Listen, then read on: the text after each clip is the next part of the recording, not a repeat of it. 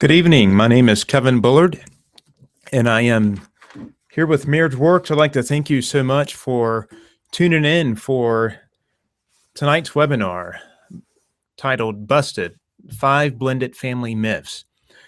We've had several hundred people sign up for this webinar, and I am definitely excited about it. Lots of good information. There are so many people who are just really, they're in a tough place in their marriage because they are remarried, or they are cohabiting and have children, or they have adopted children, or they're fostering children, or they're raising family members, as Cecilia and I are. And so, this just creates so much. It can create so much, just really a turmoil, if you will. And so, what I'm hopeful we'll do tonight is just destroy these myths that cause so many families to just get into this place where it's like, oh my gosh, what do I do? So many couples get remarried and they think that they're going to go into this new relationship and everything's going to be hunky-dory.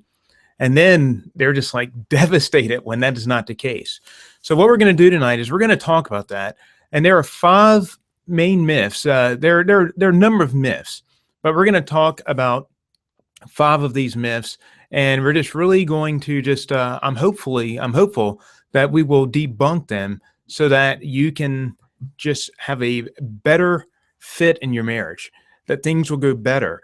It is very likely that there are expectations that you are living by that are shackling you, and so I'm hopeful that we will shine the light on those, and that you will find that you no longer have to be caught by those. All right, what I would like to do before we get started is, if you have not downloaded the listening guide, then you can do that. You should have seen that over on the right side of your screen.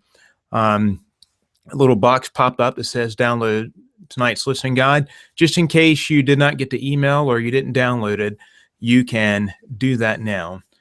And while you were doing that, I want to go ahead and open up with a word of prayer.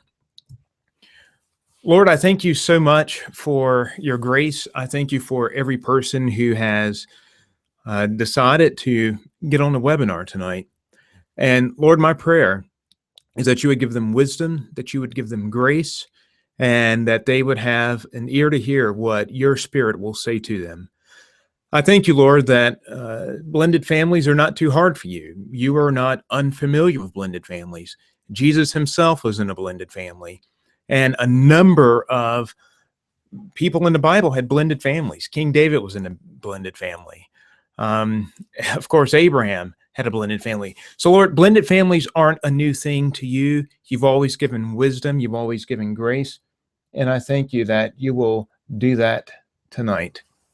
And so I thank you for helping out here in Jesus' name. Amen. All right. I've got my son, Max, helping me, and he just let me know that the link was not working for the study guide. And so if you'll give me just a second, I will see if I can take care of that. And I do apologize for that busted link. Let me see if I can fix that right quickly. And good catch, Max. All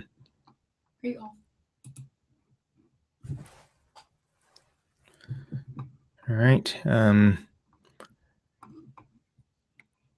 Give me a second still, please, and let me see if I can find the study guide. And tell you what, this has actually taken me just a little bit longer than I thought it would to find this study guide. And so what I would encourage you to do is, if you will check the email that you use to register with, you can, I know for sure that link worked because I checked it myself. So if you'll check that link, you can get the correct link for the study guide. And I do apologize that that link is not working. And if you do need it, we can still send it out to you, but it is in the email that you received earlier. All right. So let's do this. Let me tell you a little bit about me, and then we will speedily get started. As I mentioned, my name is Kevin Bullard, along with my wife, Cecilia. We operate Marriage Works. I'm the president of it. And we are a ministry that is dedicated to helping marriages have, helping couples have an effective ministry, an effective marriage, which is a ministry. And we've been helping couples for 15 years, ever since we started pastoring a church. I pastored a church for a number of years, and we helped many couples. And we started Marriage Works in 2009, and we've been amazed at how it has grown, and we're excited about it. Couple other things that really relate to what we're talking about here tonight. Number one, I am 9 months away, thank you, Lord, from finishing my Doctor of Education, and I am studying stepfamilies, as they're called in research. I know a lot of folks don't like the word, but in the sciences, they're known as stepfamilies. And so I'm getting lots of great information. Not only am I studying stepfamilies, but I am in a blended family. I have a stepmother and a stepfather, and I have several step siblings. And also, my wife and I have our nephew living with us, and so our family is blended in that way as well. So not only am I studying this, but also I just have some real life experience from both sides of this that I can share. All right, let's get started here. 1 out of 3 people who live in the United States at some point in their lifetime are going to live in a blended family. Now, that will come about as a course of remarriage or cohabitation. And so really, if you're a blended family, it's just that you have remarried. As I said at the outset, you could have adopted kids, you could have fostered kids, or like Cecilia and me, you could be raising one of your family members. If you're doing any of that, then you qualify as a step family or as a blended family. And please forgive me, I know that word is harsh for some of you, and so I'm going to do my best to keep saying blended families, but because I'm in the world where they're called step families, I may slip up. But for the sake of honoring you all, I will do my best to say blended family. Now, blended families are unique and offer challenges completely unknown or felt by nuclear or first marriage families. Now, for instance, here's what I'm talking about. In a first marriage family, here's what happens. The couple meets, they fall in love, and then children come as a result. Now, couple satisfaction typically begins to decline. It starts out high, but then it tends to decline as the first child is born. And I've been working with a husband this past week, and he and his wife it seemed like things were just selling along. They were having a great time. And then when his child was born, that's when the couple satisfaction started to decline. And it's not that he and his wife didn't like each other. It had more to do with his wife was spending more time with the child. He poured himself into work. And we see this over and over again. And so couple satisfaction starts out high, then it decreases with the birth of a first child. Now, compare this to a blended family, whereas the couple satisfaction starts out low. Why? Because there are struggles with the children and there are struggles with the ex-spouse.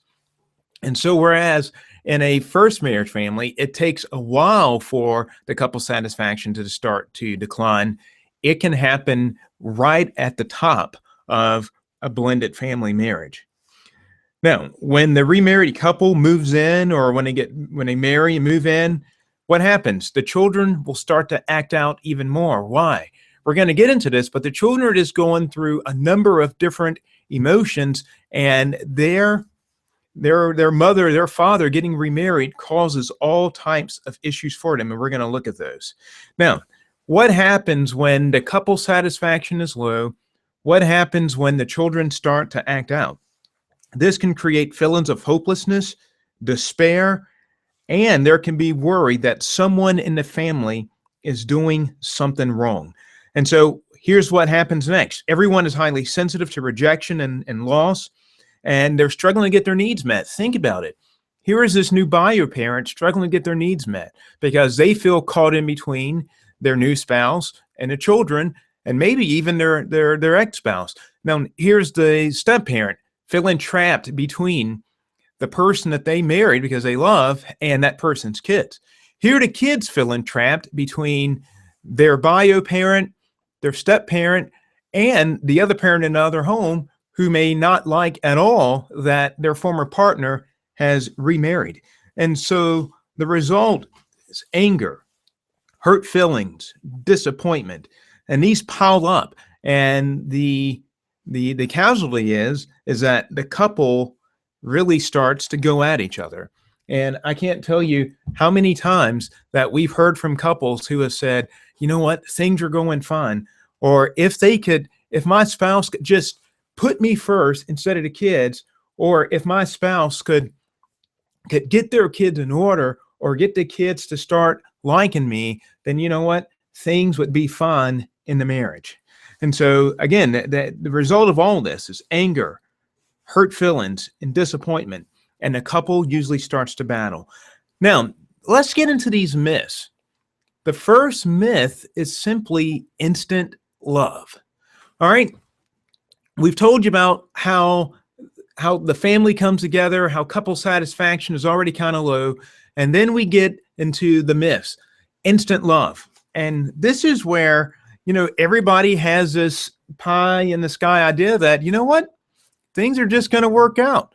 Things are going to be perfect. We're not going to have any issues. We're going to have a smooth transition. I love my spouse. I love my spouse's kids. And I'm pretty sure they'll get to love me. And we just think that everything's going to be fine. That's not true. So as I was just saying, that this instant love can occur on at least 3 different levels. Number 1, the step parent expects that he or she will love and bond instantly with the kids. The second is the bio parent hopes that the new spouse will feel the way he or she does about their kids. And then the third is the children, this myth with the children is that they will love the step parent. Let me give these to you again. Number 1, the step parent expects that he or she will love and bond instantly with the kids. Number 2, the bio parent hopes that the new spouse will feel the same way about the children as he or she does. Thirdly, the children, the myth is that the children will instantly love or even learn to love the step parent. Now, I want to tell you a story that I heard a few weeks ago because it's crazy. This is with a newly married couple. They've been married almost a year. But as I was doing some coaching with them, I saw that what they were facing is what so many blended families face. So I'm going to call them Jack and Michelle. So Jack and Michelle love each other. They got married. Jack and Michelle are both dog lovers, and they each brought their own dog into the marriage. Now, Jack figured, hey, Michelle loves me, so she's going to love my dog instantly. And Jack has this big dog. I can't remember what type it is, but this dog is almost 90 pounds. And Michelle is thinking, I love Jack. Jack's going to love my dog. And Michelle has this little dog that's no more than 15 pounds. Well, fast forward to a few weeks ago, here's what's happening. The biggest problem they're having in their marriage is revolving around the dogs.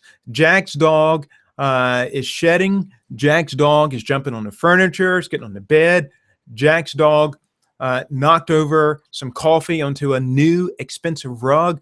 And Michelle is just like, what in the world is going on? And so Jack called me and he's like, don't laugh at me, but listen, we're having a problem over the dogs. And as Jack talked, I really understood what's going on.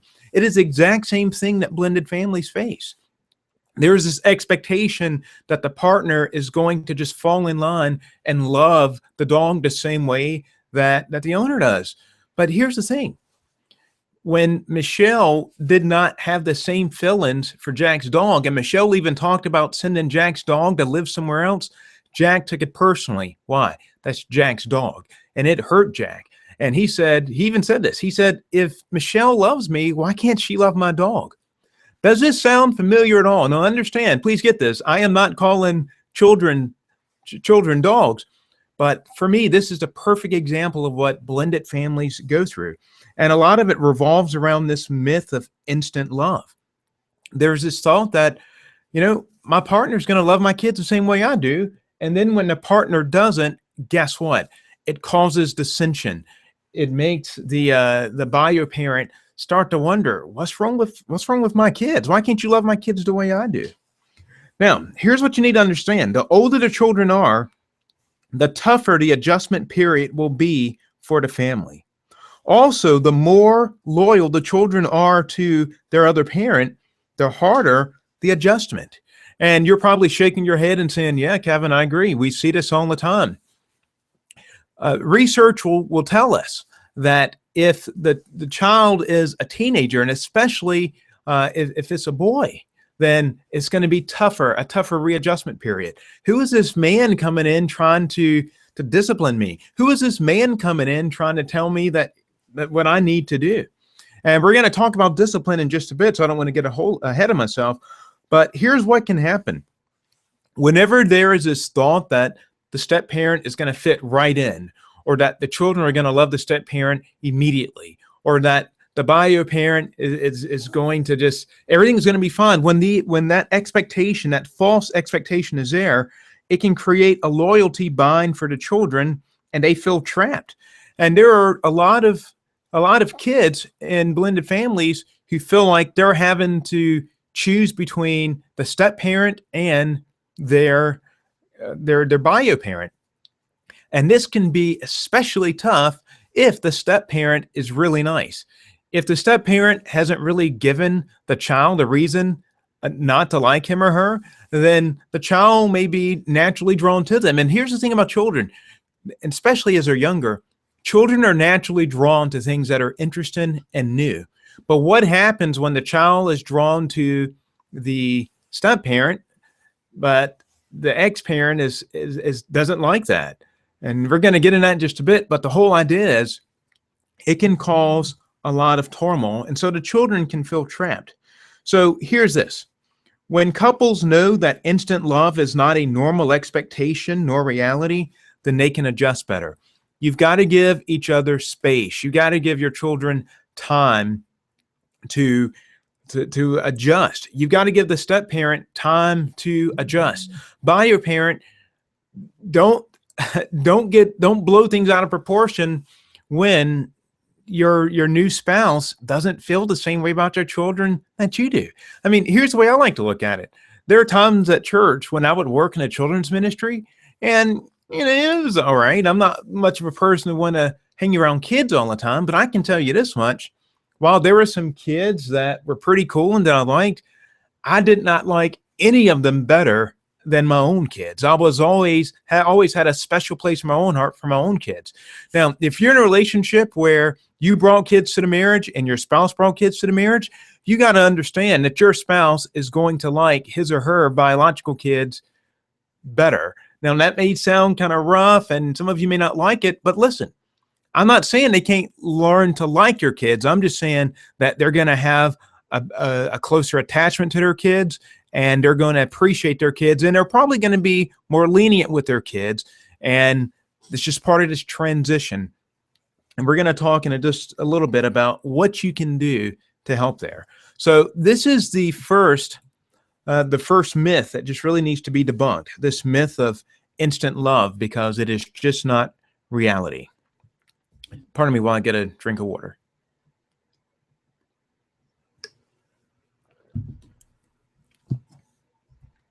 All right, let's go to myth number 2, which is parental paradise.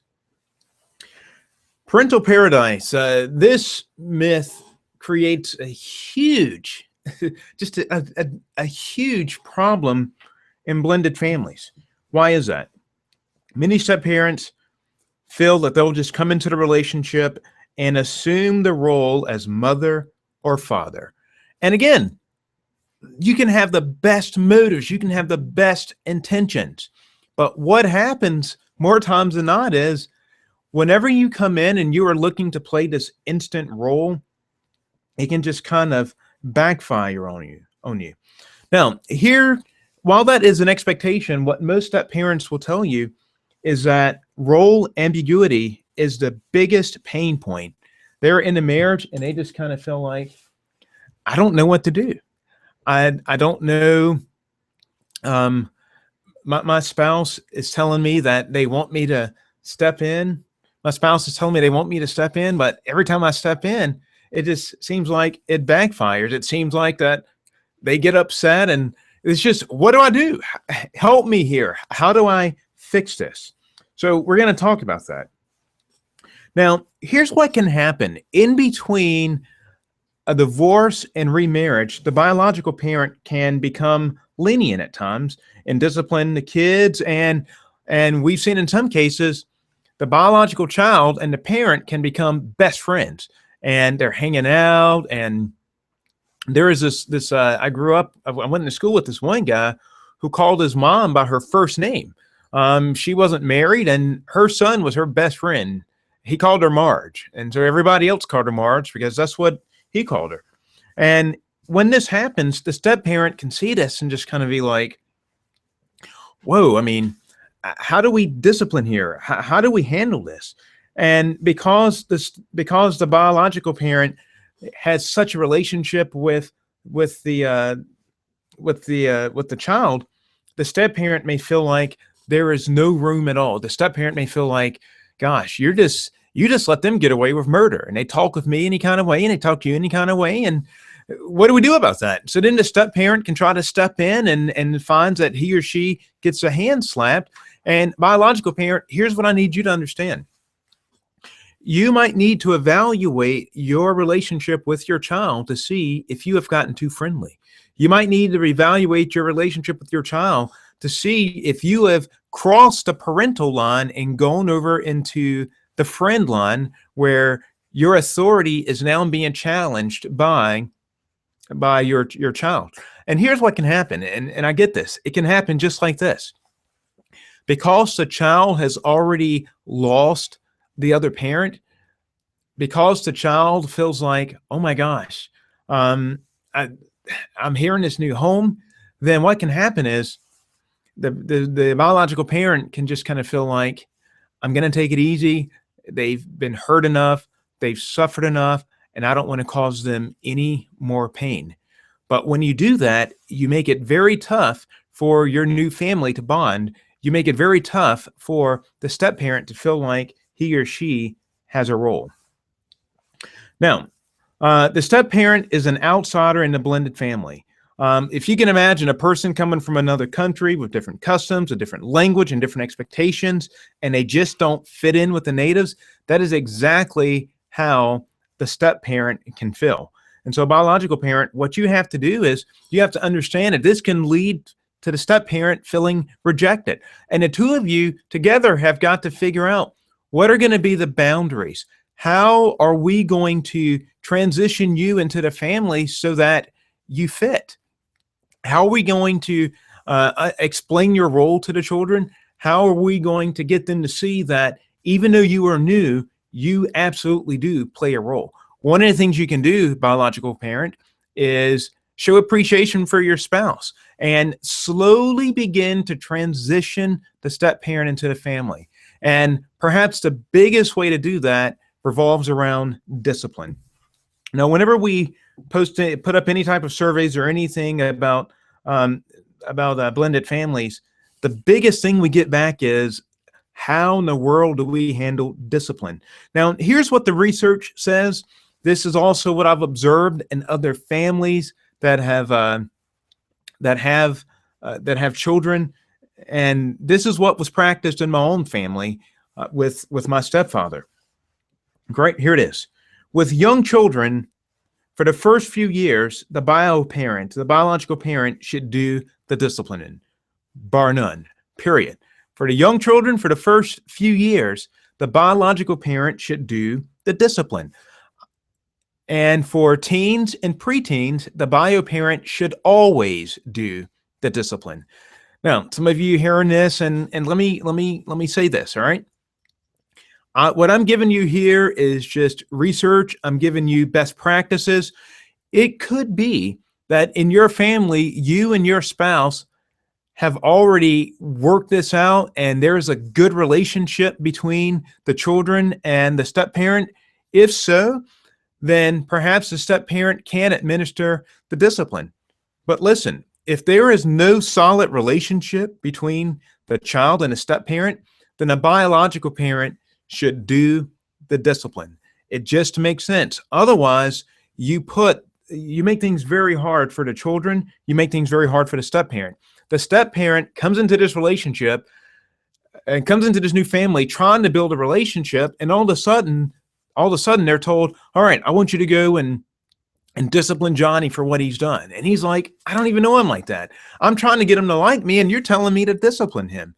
And so it puts the step parent in a very tough case. It puts the kids in a tough place. And here's a rule of thumb, all right?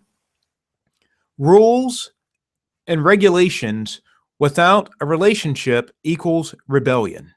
Again, rules and regulations without a relationship equals rebellion. If you are seeing your children just go through this place of rebellion in your home right now, and particularly towards the step parent, you need to take a step back and just kind of ask, hey, did we try to get the step parent to discipline too soon? Is the step parent playing a parental role that he or she should not be playing at this point? And that's not to say that the step parent doesn't have any authority. It's not to say that the step parent can't enforce the rules. It's just that the main disciplinarian should be the biological parent. When a relationship is built, and really, here's the thing, the kids hold the key to the relationship in a blended family. As much as you may like the kids, step parent, and feel like things are really good, you need to take your cues from the children because you just could be wrong. And for some of you who are thinking, well, gosh, that's a lot of power to give to the kids. Here's what you've got to understand. This is not a first marriage family. In a first marriage family, mother or father can discipline the child, and guess what? 5 minutes later, the child is all over the parent like nothing happened. Why is that? Because there's a relationship there. There is a bond there.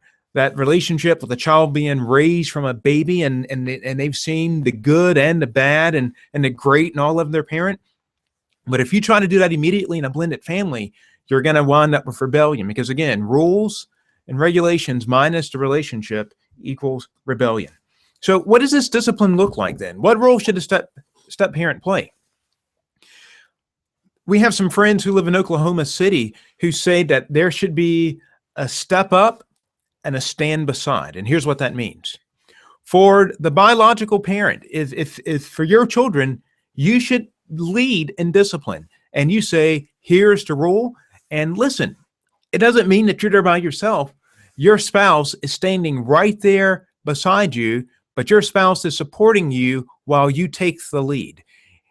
We've already talked about what happens if you just throw the keys to the step parent and say, go get it, and there's no relationship. There's going to be heartache.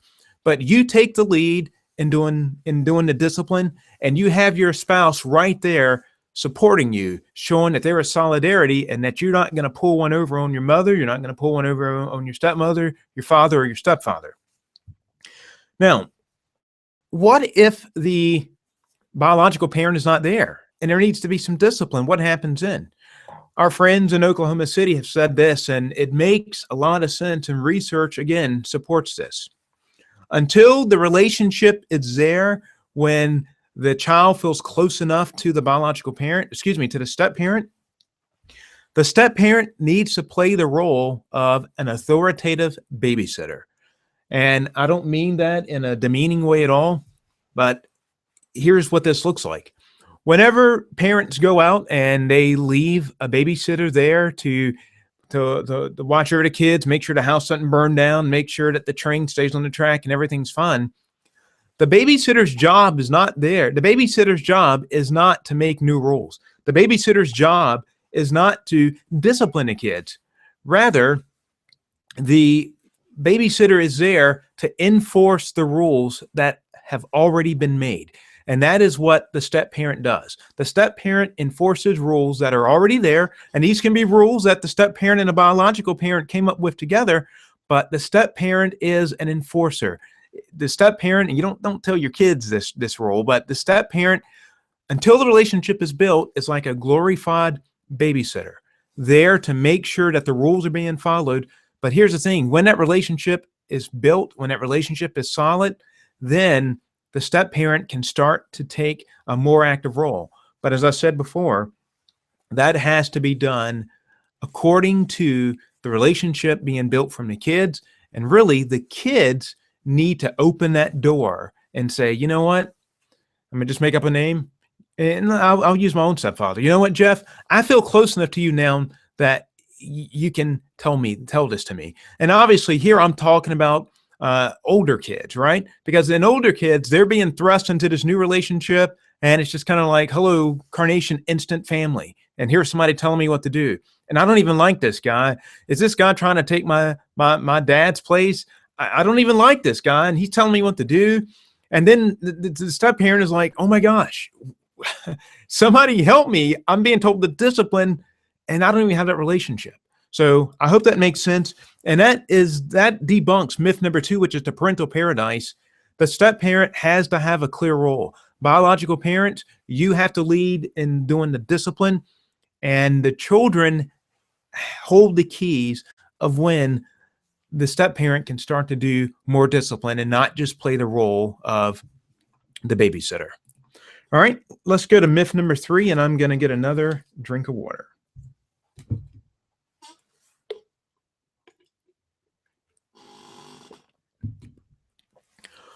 All right, here's myth number 3. It is this idea of nonstop accolades. Nonstop accolades. I love this picture of the dog saying, who's awesome? You're awesome. And here's the thing.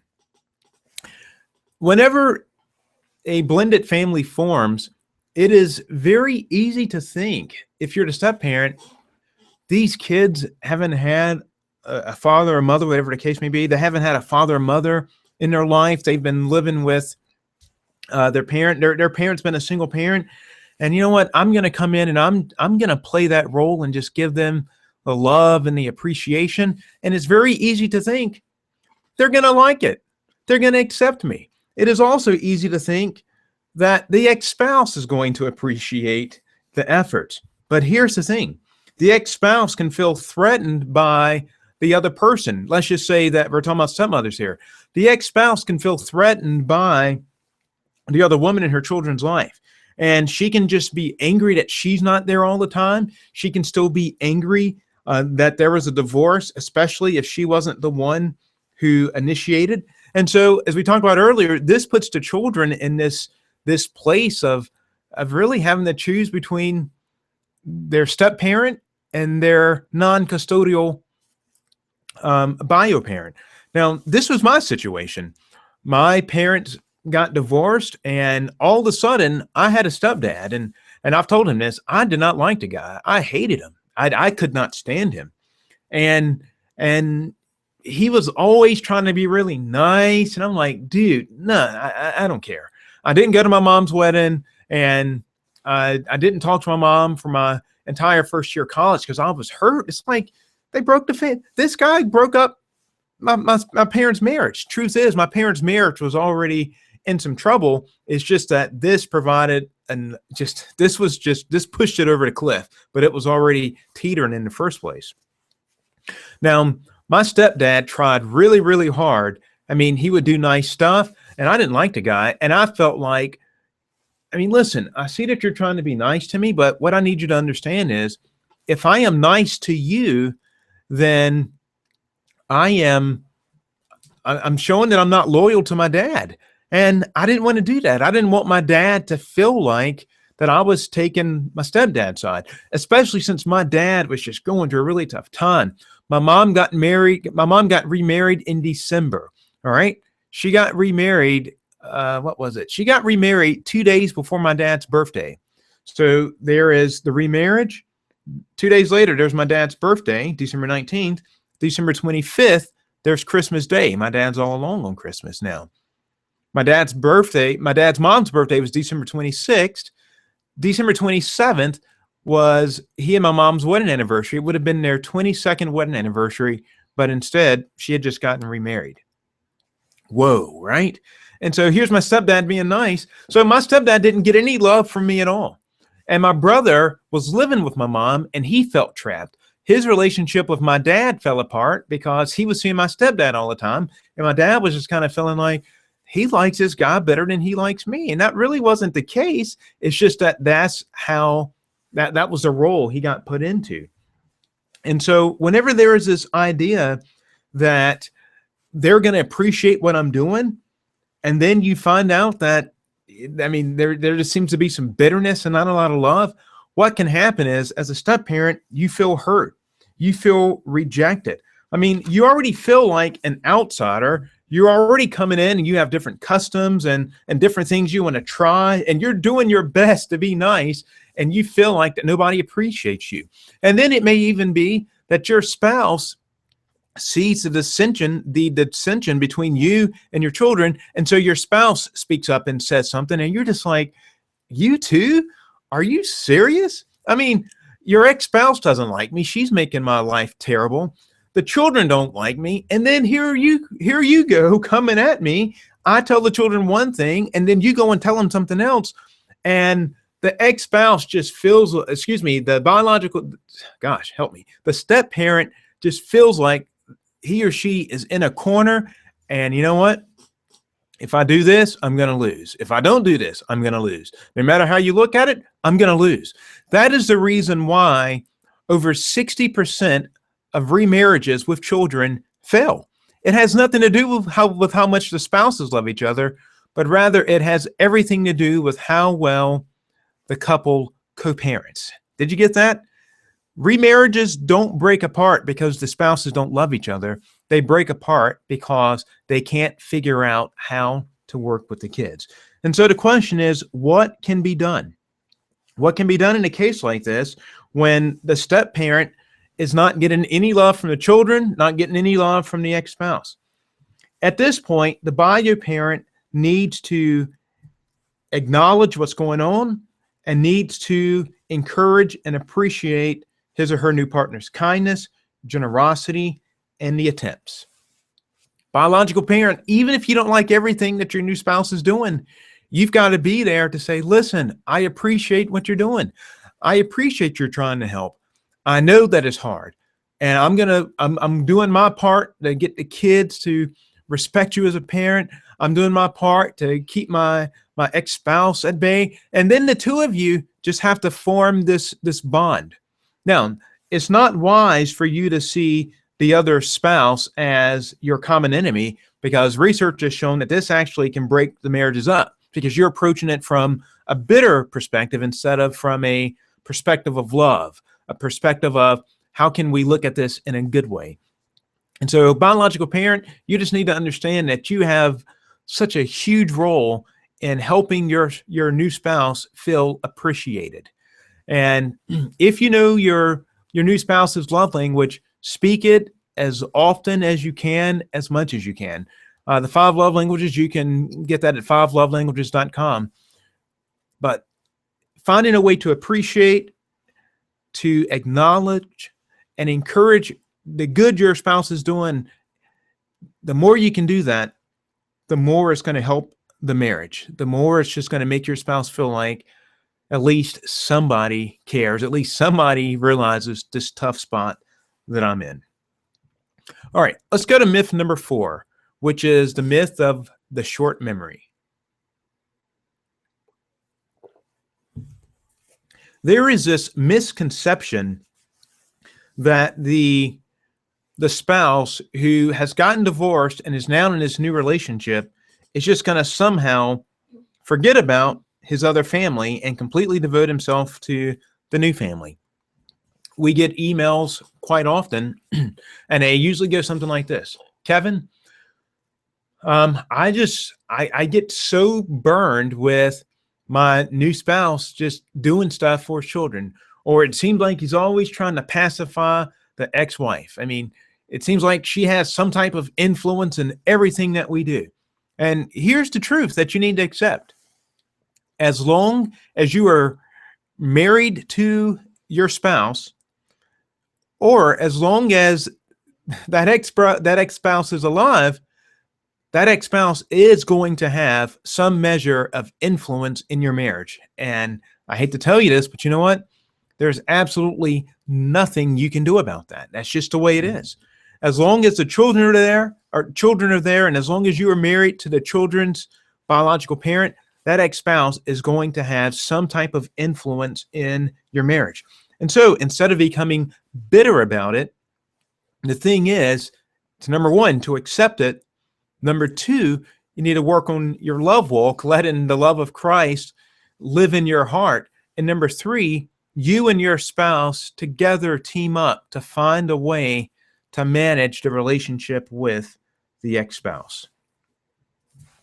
Now, that being said, what can happen so many times is the spouse, the step-parent can feel like that the spouse who, let me say it like this. The spouse who was married to the one who has an ex-spouse can feel like that they are not the number one priority. And it's just, it can hurt. It can feel like I married you, but it seems like you care more about your ex-spouse than you do about me. And so what I need you to understand is that that person may not care more about the ex-spouse. But number one, I need to say this. There is an emotional bond. People can get divorced legally. They can get divorced physically. But typically, there is not an emotional divorce. There may be always some type of a strain that is there. My parents have been divorced for, what is it now? Almost 22 years. They've been divorced almost 22 years. And to hear both of them talk, they both still care about the other person. They both still have a level of love there. It's been 22 years. They got divorced legally and physically, but they did not get divorced emotionally. And so here's what needs to happen. Biological parent, I understand that you need to contend with your ex-spouse. There may be child support you have to deal with and all these other things, but you really need to show empathy rather than judgment when you're working with your spouse. You need to understand that your spouse married you because he or she wanted you. They wanted to be in this love relationship with you, but maybe what they didn't fully understand is that you're also kind of, your focus is also kind of over here. And so you really need to do a good job of showing empathy. Even though it may upset you to hear your spouse talking about how you were doing stuff for the ex-spouse and he or she's not worth it, and you're doing stuff for the kids, and just listen to it and understand where the anger and the hurt is coming from, and then say something like this. Given the situation that I'm in, and you know the situation, you know the ins and the outs, what can I do to be a better spouse to you? What can I do to help you? What can I do to make you feel like I care about you? And then listen without judgment. But the more empathy you show, the more you can make your spouse feel like that he or she counts. Because it's a myth that the biological parent's going to forget about the other family. It's not going to happen. So you've got to find a way together to find a way to just build your relationship and show each other the amount of care and tenderness that you both need. All right, let's get to myth number 5. Myth number 5 is hassle-free transition. And simply what this means is there's this idea that we're just going to get into this new family and we're going to fall into place. You're going to be dad. I'm going to play the role of mommy. And everything's going to be easy, right? The kids are going to love me. I'm going to love you. You're going to love me. And it's just going to be easy. Not at all. Research tells us that it takes anywhere from 4 to 9 years for a new blended family to gel. Get that. 4 to 9 years for a blended family to gel. That has to do with a lot of things. It has to do with the age of the kids. It has to do with how contentious or pleasant the relationship is with the ex-spouses, in-laws, I mean, there's a lot of things that go into this, but it is completely mythical for you to think that you can come into this new relationship and that is going to be hassle-free. You're going to go through a lot of different transition periods, and they're going to cause turbulence. And the thing is, you don't even know exactly when they're going to occur. You're going to hit some when the kids hit puberty. You're going to hit some when the kids become teenagers. There could be an illness. There could be a financial problem. There could be an illness with the non-custodial biological parent that could cause an issue here. And you just got to be open. You've got to understand that these are normal. Just because things are hard doesn't mean that you've got to quit. It doesn't mean that you've got to give up. It doesn't mean that it's not going to work out. If you go into it knowing that it's going to be challenging, but we can work through this, then that puts you way, way ahead to have a successful blended family. Now, as I said before, more than 60% of remarriages with children are going to fail. But if you choose to operate by reality instead of by these 5 myths, what you're going to find is that you can have a successful blended family. All right, that's it for these 5 myths. At this point now, I am happy to take any questions anyone may have. You can simply chat them into, or put them into the chat box, and I'll take a few minutes to answer questions on these myths or anything else that you have a question about.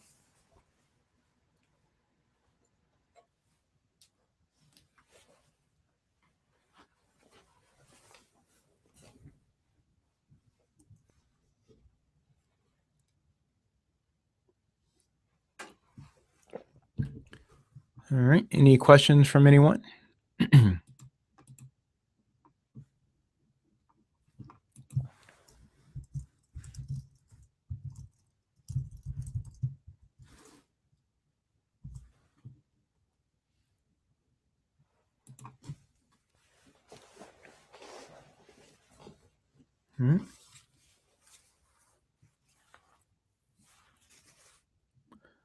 And I'll wait just a little bit more to see if anyone has any questions that they would like to put into the chat box.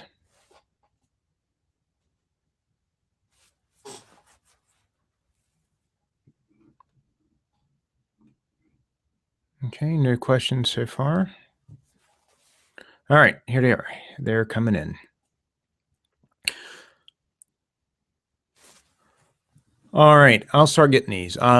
Here's the first question I'll get. How do you create that bond how do you create that bond just doesn't want you to? All right, Tanya, if you'll retype yours, I don't fully understand what you're asking, but I'll look for it. Here's one. How do you handle the situation when you are not married to your child's mother? All right, how do you handle the situation when you're not married to your child's mother? That one is kind of similar to everything else that has been said. The way you handle that is you've got to understand that if you're not married to, well, wait a minute. All right, let me reread it because I was going to answer it differently. I'm sorry about that. All right, if you're not married to your child's mother, and I'm assuming that the child's mother is not in the house, you've got to understand this one thing right here, that the spouse may feel hurt that she's not with you. And so you've got to exercise some empathy there. You've got to exercise some judgment. And here's the thing, and I haven't said this yet, but this is a perfect place to say it. You have absolutely got to put the kids first. What happens so many times in remarriages, the spouses have been unhappy in a previous relationship, and so they get into the new relationship and they start to think, I just want to be happy. I'm going to be happy for me this time, right? And so what happens is they take that tack and they kind of forget about the kids. And so they start maneuvering and doing things that may be in their best interest, but not necessarily in the kid's best interest. And so without more context to your question, Shantez, I don't know exactly pinpoint how to answer that, but I would say put the kid first and look at these myths and understand that your child's mother cares about the kid. And so your child's mother is going to care about whoever is playing the mother in that child's life. You've got to understand that. And as much as you can, just seek to have a positive relationship. I love this scripture in Romans chapter 12. If you look at verses 18 to 21, you can get the full context. But it says, as much as it depends on you, live at peace with all people. And the reality is, some people are pretty darn hard to get along with, right? Some people can just be flat out mean and cantankerous. But you do your part to get along with them, and you've got to work with them, right? There's a legal bond there. There's a biological bond. There's an emotional bond there. You've got to work with them. You don't have to make sure you aren't talking trash about the biological parent. You speak as well as you can of your child's parent when you're with that child, and understand that still the child's mother is going to feel the way she feels, and the rules in her house may be different from the rules in your house. You've just got to go by whatever rules she has set up in her home. And you and your spouse here in your home, you set up rules and boundaries that are going to fit for your situation. And again, make sure that the kids remain first. All right. Lauren says, is it normal to have jealousy? Absolutely. Jealousy can be defined as the feeling of feeling displaced. You feel like you're being transplanted. And that is exactly what happens in a remarriage. You can feel jealous that the person you married is spending more time with the kids or doing stuff for the ex-spouse. Or if you are the ex-spouse, you can feel jealous that somebody else is spending time with your kids. But the thing that you have to do is understand that the jealousy is normal, and you, once again, you operate with the love of Christ, and you find a way to go through it. Acknowledge the jealous feelings, recognize where they're coming from, and then do your part to work through them and see how you can possibly build a relationship with the person who you actually feel jealous over. All right, here's one. Can you talk about having new children in blended families? And I guess what you mean by this is his, hers, and ours. And Jason, if I'm incorrect, you can correct me. But here's what this looks like. This can be really interesting because you brought kids into the marriage, your spouse brought kids into the marriage, and then you have your joint kids. And what can tend to happen is, and there's I have a friend who wrote in about this a few days ago. Her husband brought kids into the marriage, and then they had their own kids. And she said she felt so terrible because even though she worked really hard to be a good stepmother to her children, she said that when she had her biological children, oh my gosh, she didn't know that it would feel that way to have her own children. And so she feels badly for liking her biological children more than her partner's children or her stepchildren. And here's what I have to say about that. You don't have to feel badly about that. It is what it is. Something that you create, especially if it's a child, you just feel better about it. I mean, let's take this example. You like your ideas better than you like somebody else's idea, right? Somebody tells you their idea and you're like, yeah, it's okay. But you've got your idea and you think like, this is the best. It's the same thing with children. And so when you do have your own children in a marriage, understand that you may feel differently about them, but here's where you've got to work extremely, extremely hard to not show favoritism, because it will be picked up in a heartbeat by the other children.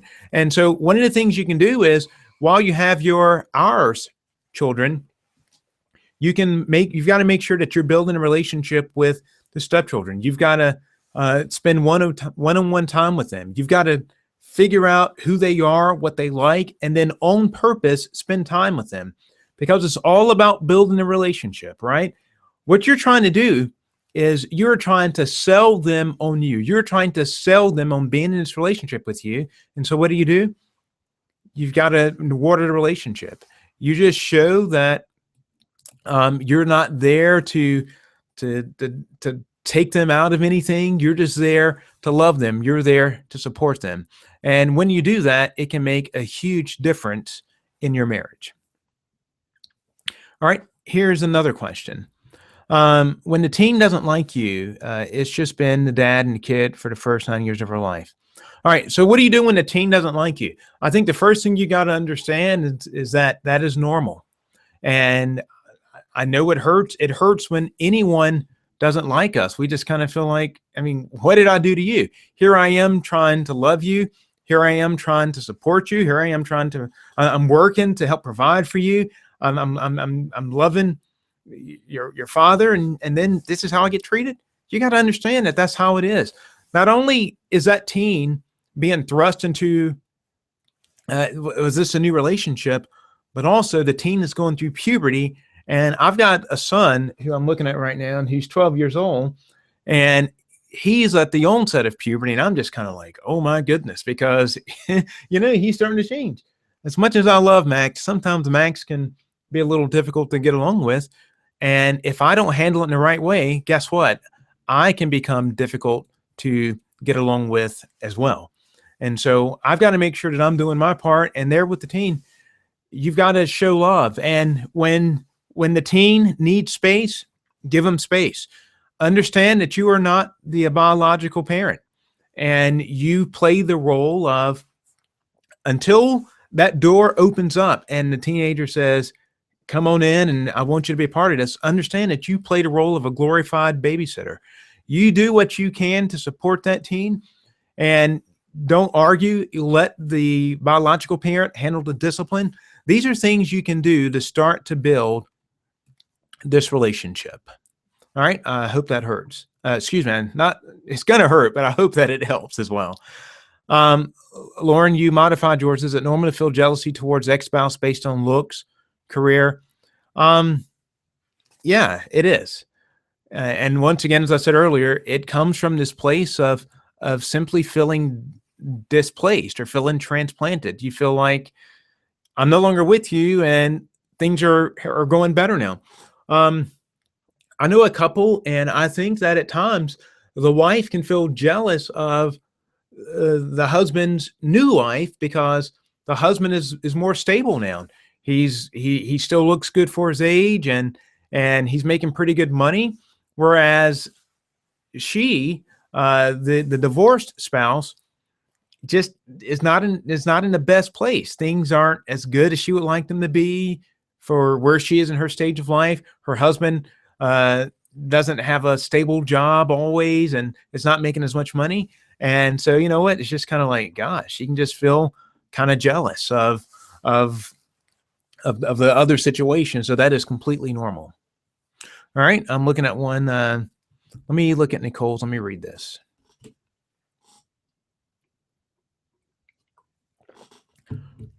All right. How do you handle situations when the custodial parent refuses to communicate anything with us, excuse me, and sends messages through the kids?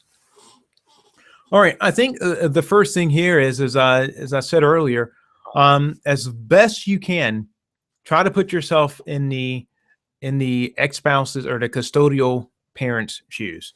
And there could be some jealousy there. There could be some hurt feelings. And then here's the thing. You can't force anybody to do anything, right? Unless in your divorce agreement or custody agreement, you have set up some type of parameters for how communication is supposed to take place, then you've just got to handle this knowing that this person is going to act in an unstable way where communication is concerned. We're going to find out things through the kids, and we can't make them change that. If you can't legally force it to change, the most you can do is roll with it and make the best of it. What you don't want to do is put the kids in this place where they feel like you don't want to speak badly about the other parent, because the kids could feel like, well, the kids hear that and then they go and tell the other parent, and then you just create all types of more chaos for yourself. You tell the other parent, you communicate in a way and tell them, like, listen, we want to help you, all right? And you probably want to try to sell it like this. We want to help you. We understand that you are the custodial parent. We understand that you may be hurt and that you may not like this, but listen, we want to make life as easy for you as we can. Help us help you. If you're just at a place right now where you're going to send a message to the kids, that's fine. But we would really like to get to this place where you're communicating with us. If there's anything that we can do to make this easier for you to communicate with us, then please share that with us. You go into this as mad as you may be, as bitter and feeling rejected and disappointed as you may be. You go into this and you try to find some common ground. I love this. Benjamin Franklin said that if thou wouldest persuade, speak to interest rather than logic. Let me tell you again. If thou wouldest persuade, speak to interest rather than logic. Well, here's what that means. Humans are emotional beings. We don't always do things that make sense. We act on whims. We act on emotions. That's why folks like overeat when they get upset, or they spend too much money or anything, because we're emotional. So try to find something that is going to appeal emotionally, something that is in the interest of the other spouse. Try to find a way to connect there, because if you always go with logic, they're just going to knock it down and say, nope, not going to do it. And so I hope that helps some. But really, unless you've got something legally that's going to help you, you just got to make the best of that situation and work through the kids. All right, let me get a drink of water and I'll get the next question.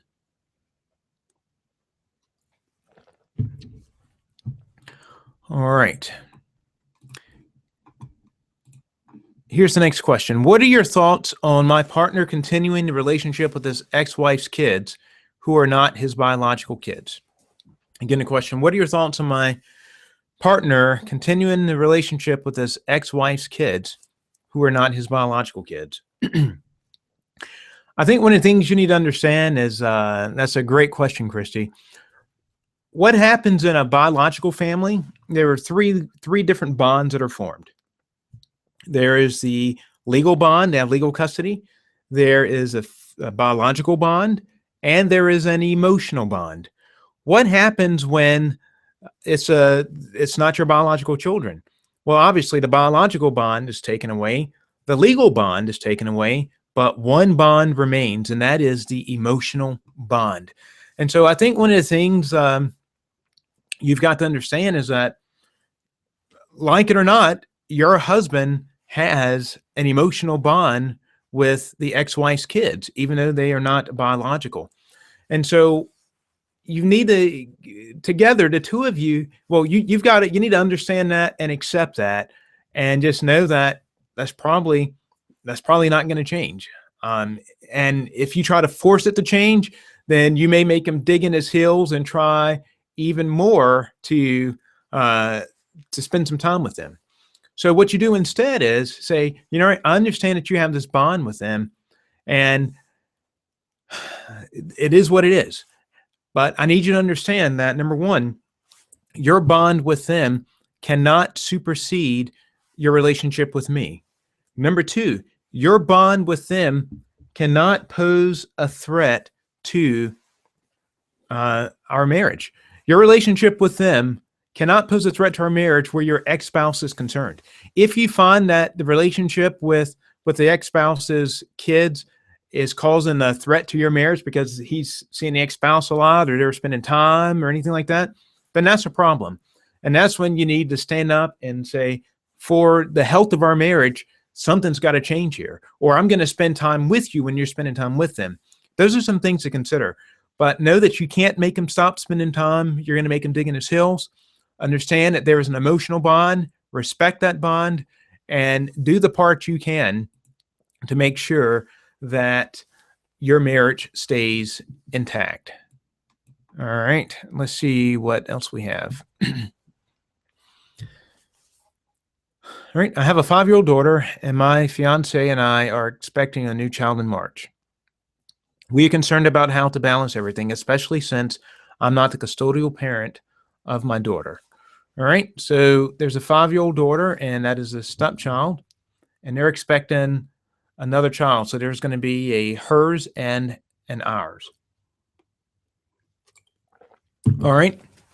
I spoke that earlier. I think one of the things you've got to do is probably one of the good things is with the 5-year-old, that child is old enough where you can bond a bit easier with the child. And here's the thing, when the new child is born, what you want to do is you want to get the 5-year-old as involved as you can, acting like a big sister. And truth be told, you are likely going to feel closer to the newborn child than you are the 5-year-old, just because it is your child from your loins. But here's the thing, you can't demonstrate that. You need to continue to spend time with that 5-year-old and just build that relationship up. You're building both of these relationships at the same time. You're building both of them.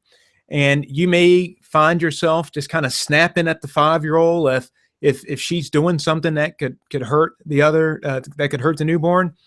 This is the same thing a friend said who wrote in a few weeks ago.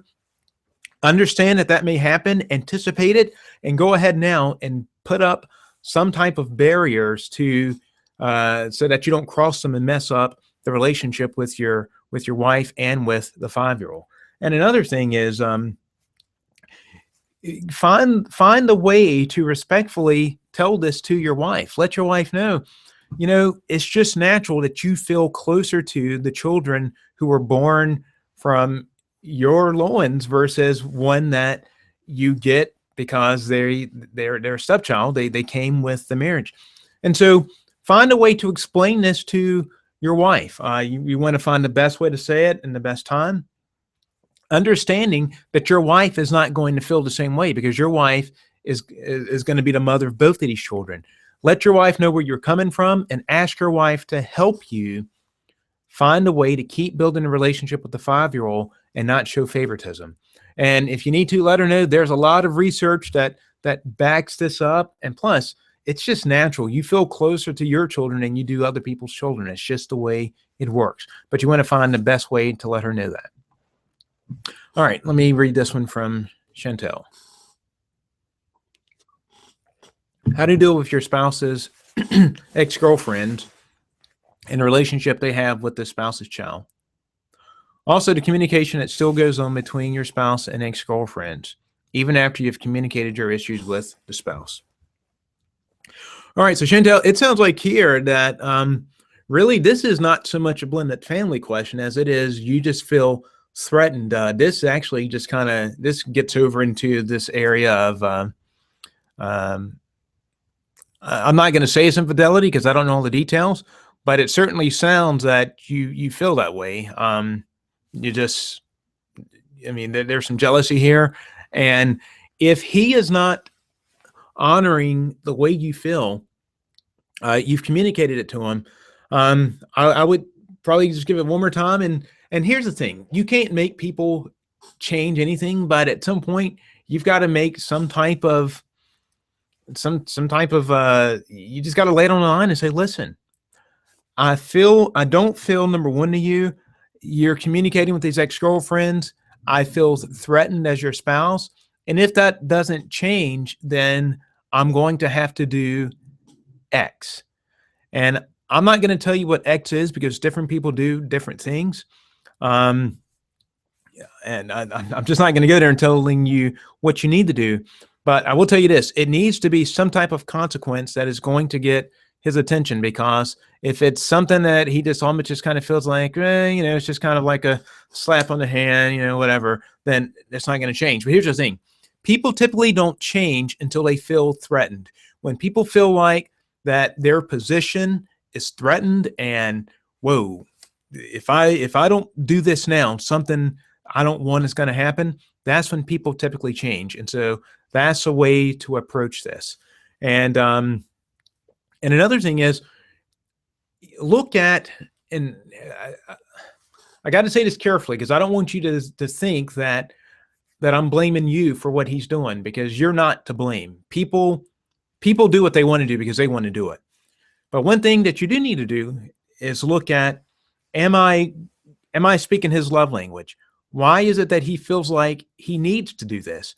For all I know, you could be loving him, speaking his love language and doing all this stuff, and he's still doing it. And if so, then you know what?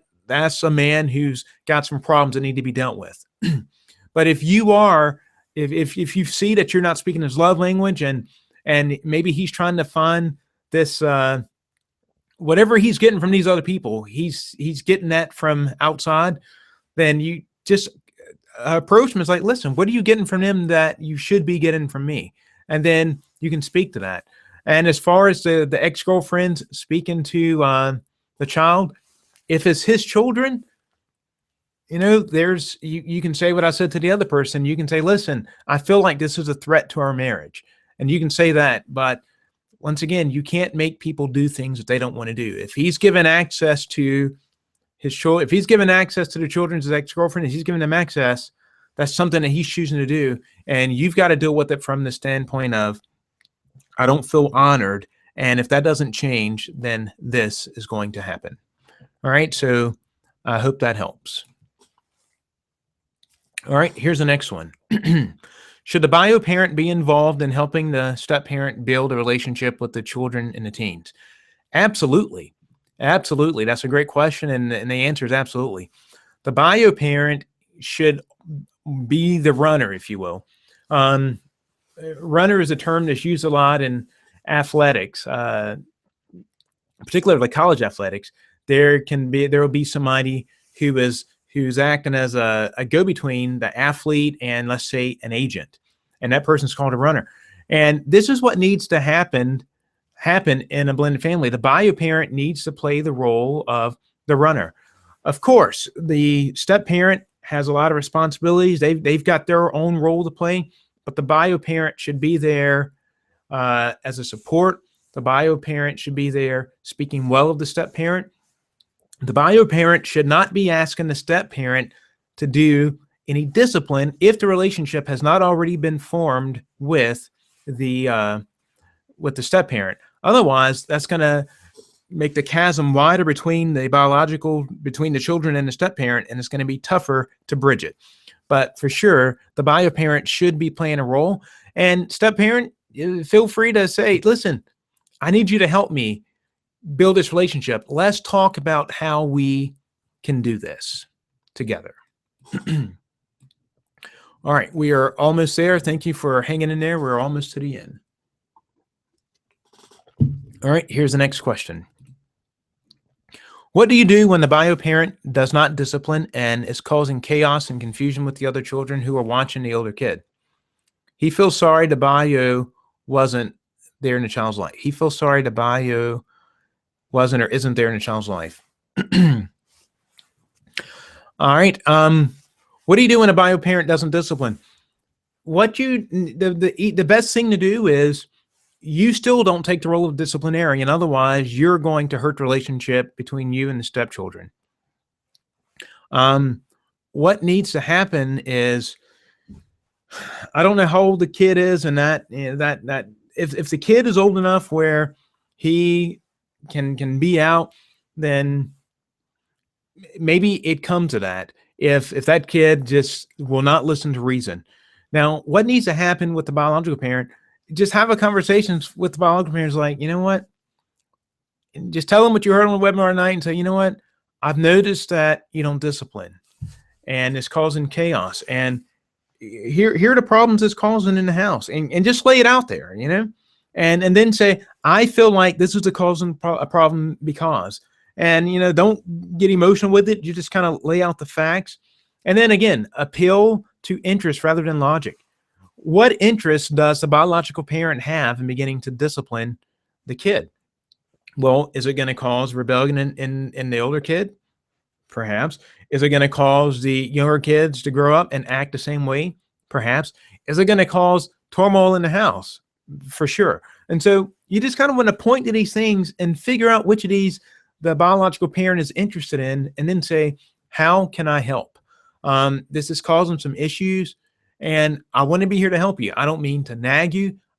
I just know that if we don't get ahead of this, it's going to cause some serious issues.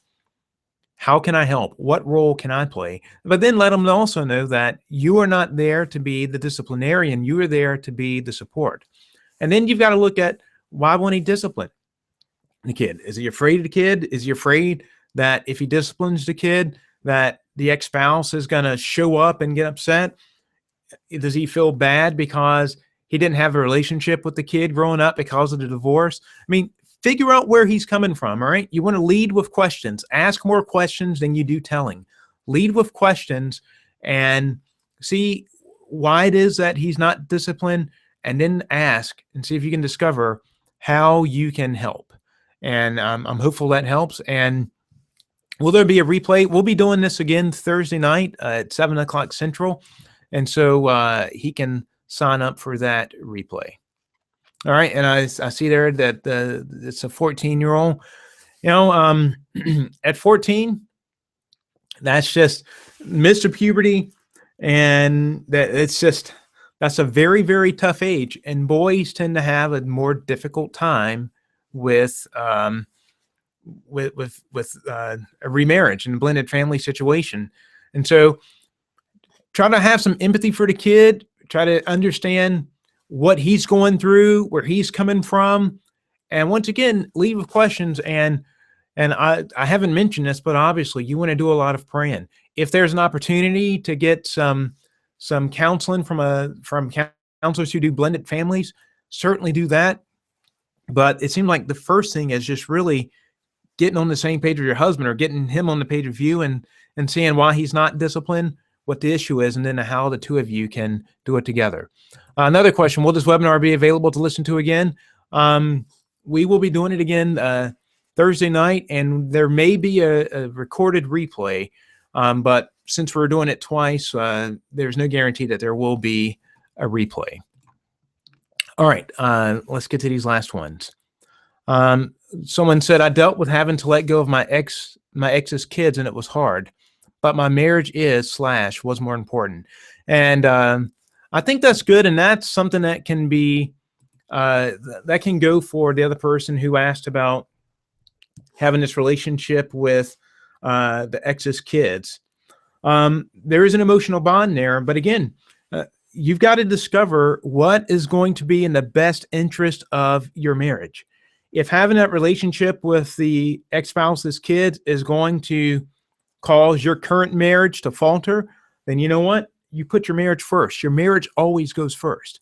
If it's not going to cause your marriage to falter, then that relationship can be there, but there just needs to be some insurance that it is not going to be a threat to your current marriage.